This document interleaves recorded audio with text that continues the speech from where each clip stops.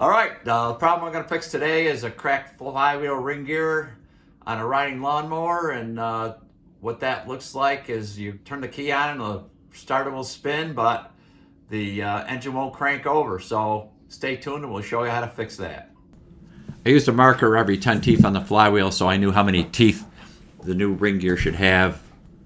I tried to buy just the ring gear from Kohler, but all they would sell you was the flywheel with the ring gear on it. Fortunately, I was able to find an aftermarket ring gear with the correct amount of teeth, so I ordered that. That new ring gear came from Vogel Manufacturing on eBay. I wire brushed around the mating surfaces on the flywheel where the ring gear is going to mount.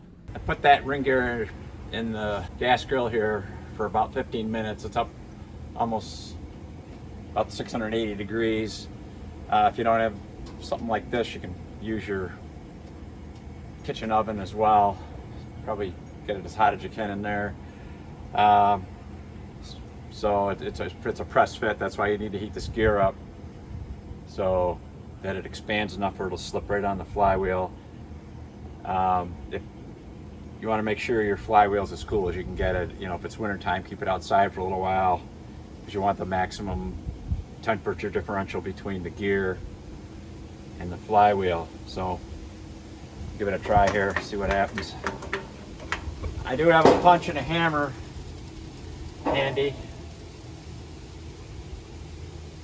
You want to make sure that the beveled side of the teeth, oh yeah, easy.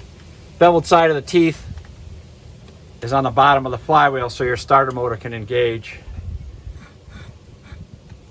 Quite a bit of clearance there, probably 20 thousandths on diameter right now. So it's been about 3 minutes. That's on there tight now.